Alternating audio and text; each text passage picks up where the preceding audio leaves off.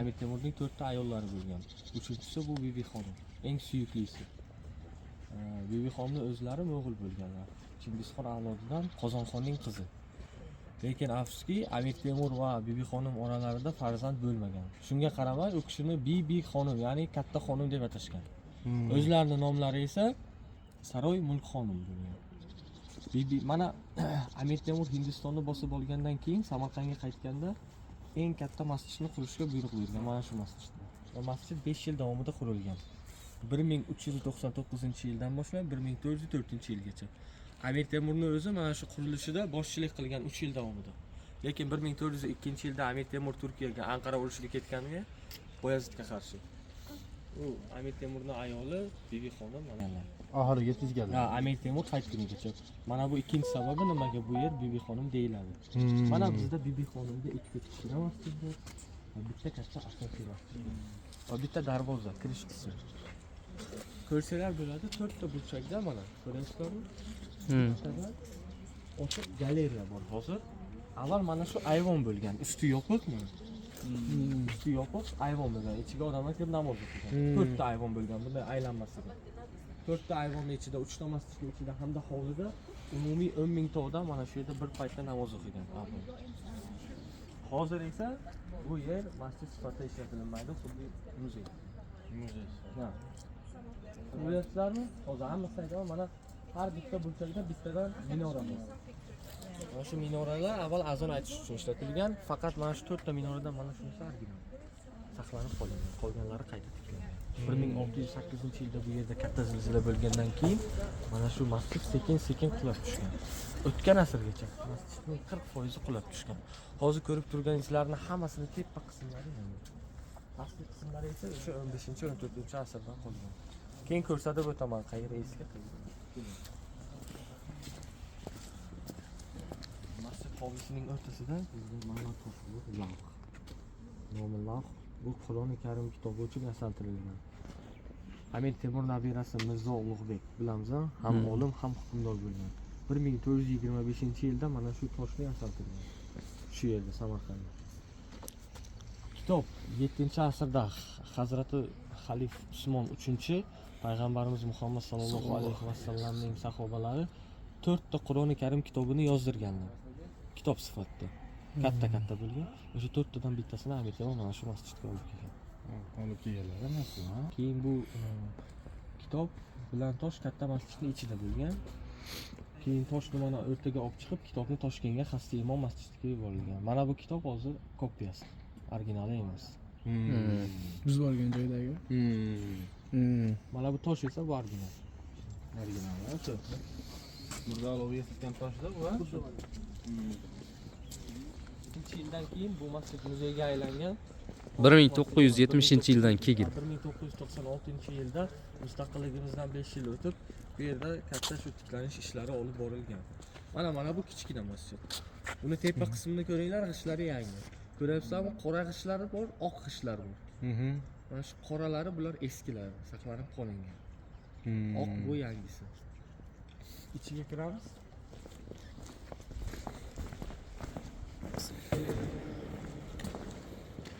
Mana bu kichkina masjid. Bu masjidning ichki qismi butunlay qayta tiklanmagan. O'rtadan ko'rsalar bo'ladi, Juma surasi yozilgan. Ko'rdingizlarmi?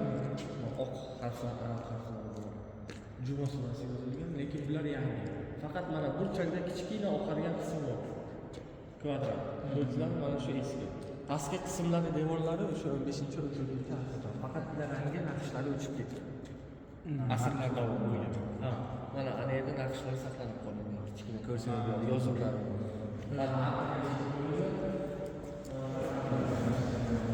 Keling. Endi mana tepa qismini ko'ringlar. Tepa qismi qayta tiklangan. Ko'ryapsizlarmi? Lekin mana shu masjidning umumiy mana shu rangi ko'rinishi mana shunday bo'lgan avval. Chunki kichkina qoraygan qismini ko'ryapsizlarmi tepada?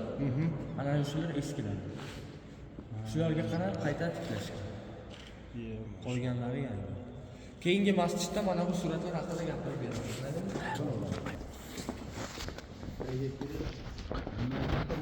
Tushunsanmaz, qanaqa?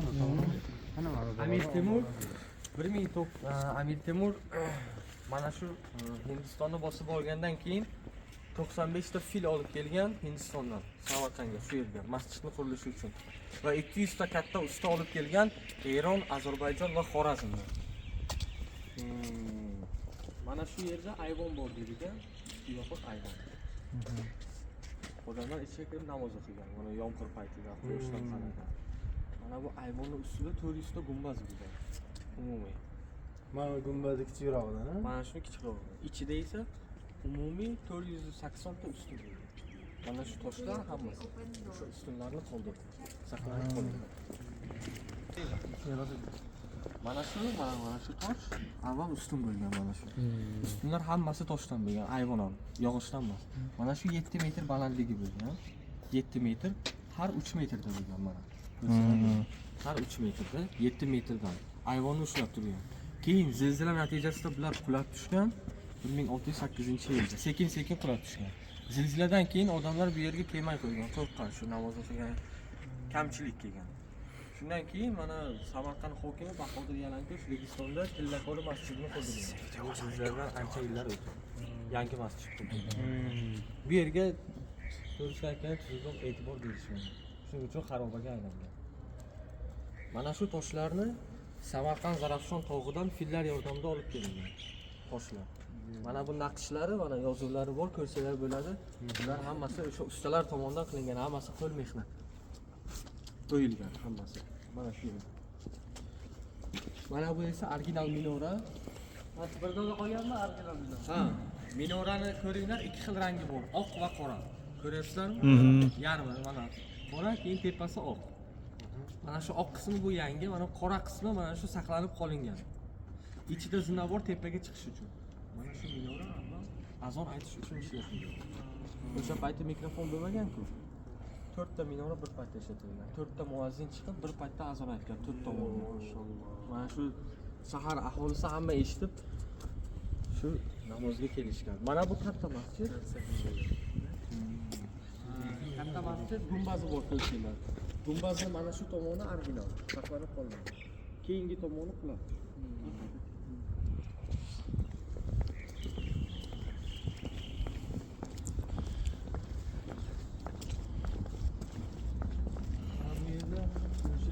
Zillalar saqlanib qolingan, hammasi original o'stirishlar. Avval bu yerda minora bo'lgan yana bitta.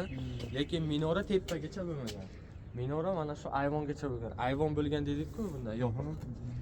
Bu minora ayvongacha bo'lgan. Chunki azon aytuvchi muazzin birinchi bo'lib ayvonga chiqib, ayvonning ustidan mana u minoraga o'tgan mana. Bu yerni ko'ringlar, kirish joyi bor. Keyin chiqib azon aytgan. O'sha ustidan. Hozir qoldiqlarimi? Ha, hozir u yerga chiqib bo'lmaydi, chunki ayvonlar yo'q. Mana bu yerda ko'rishingiz mumkin, mana ishlar bular yangi, siment ishlatilgan. Mana bu eskisi mana. Mana bu loy bilan. Mana bu eski ishlar. O'sha davrda qurilganlarmi? Ha. Mana shu mana. Mana shu eskisi. Mana bu yangi. Mana bular eski. Loyni ham ha toshga aralashtirib qo'yishgan Ha, ekan. loy bilan qilingan. Hozir sement-ku. Avvalgilari mana loy. Ko'rishingiz mumkin. Yuring.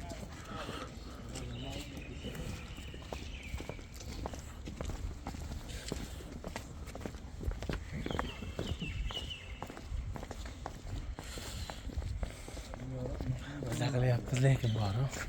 Mana bundan ma'lumot bersa bo'ladi. Qobil hoji mana. Biz aylantirib yuribdi Samarqandda. Mana bu katta masjid.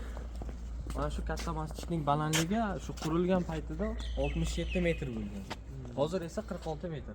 Hozir ham Samarqanddagi eng katta tarixiy yodgorlik mana shu hisoblanadi. Registondan ham baland. Zilziladan keyin qulab tushganda, o'rtani ko'ringlar, chiziq o'tgan qora. Ko'ryapsizlarmi? Mana. Tepadan kelyapti, ya'ni bunda ham mana shu qora chiziqlargacha masjid qulab tushgan. Keyin buni qayta tiklashgan 67 metr emas, 46 metr. Chunki mana bu pastki qismi fundamenti avvalgidek baquvvat bo'lmagan. Lekin mana bu ko'rib turganingizda mana arka mana bu original qulab tushmagan, saqlanib qolgan. Shundaygacha bo'lgan. Tepasi 21 metr yana baland bo'lgan. Bunga. Mana tashqi ko'rinishini ko'rsanglar, mozaika, mana ko'k mozaika o'yilgan. Har 3 metrda Alloh nomi yozilgan mana. ko'k kvadratni ko'ryapsizlarmi? Ichida arabchada Alloh nomi keltirilgan. Har 3 metrda mana bitta. Mana bu arkaning ichida ikkita ochlik yozuvni ko'ryapsizlarmi? Kvadratga o'xshagan. Mana shu yerda Allohu akbar, Alloh deb yozilgan. Allohu akbar, Alloh. Tepadan ham pastdan ham o'xshagan bir xil. Arabchada yozilgan. Alloh. Marmar toshlarga hadislar keltirilgan, Imom al-Buxoriy hadislari, lekin bular yangi. Ko'rib turibsizlar, mana marmar. Shu paytda bo'lgan.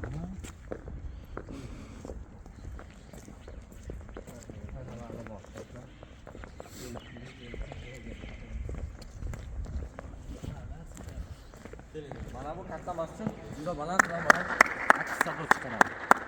Avval mikrofon bo'lmagan-ku, imom ichkarida mehrobdan turib shu namozni aytish boshlaganda 10 mingta odam shu eshita olgan bir paytni o'zida.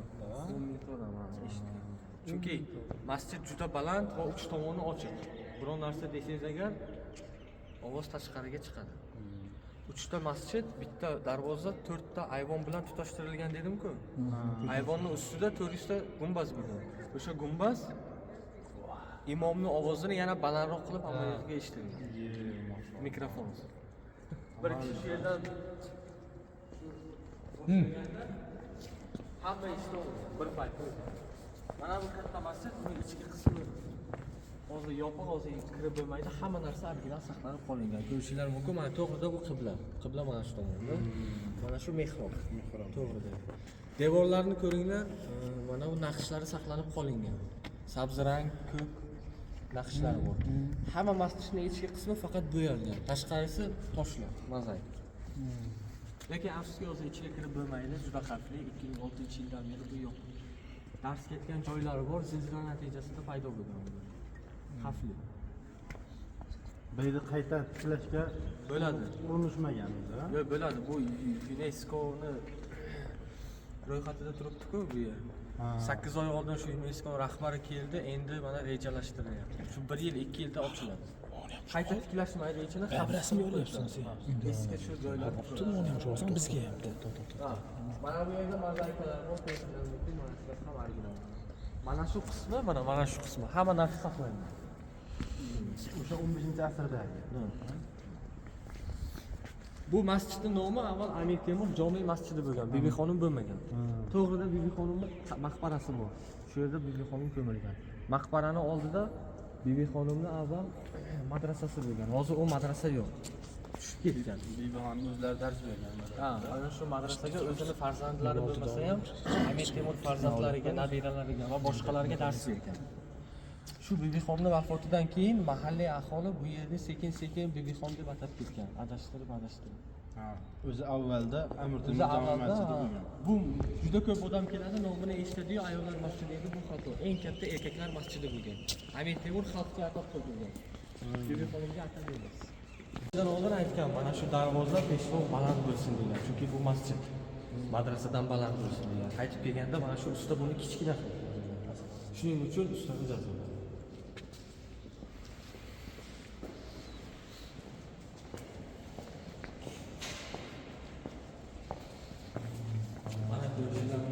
Surati bor, o'sha o'tgan asrda. 1908-yil, mana 1902-yil, mana 1985-yil. Yillardan keyin. Mana bu 15-asr. Bu Rostdan, qaysi yil? Mana bu hozir. 1908-yil dedingiz buni? Mana shu. 1902-yil, 1985-yil ekan. Mana o'sha aytdim-ku, gumbaz mana turistlar. Ayvon. Mana ustunlar, mana har bitta mana bu yerni esladingizlarmi? Bunday chiqqan, bunga o'tgan. Haligi joyi. Bu yerda muazzin ozon chaqirgani yurib kelib, qilgan joy. Teshikdan kirib, Ispaniyaning elchisi kelib mana shu yerni kitobda yozib ketgan. O'sha kitob bo'yicha mana shu.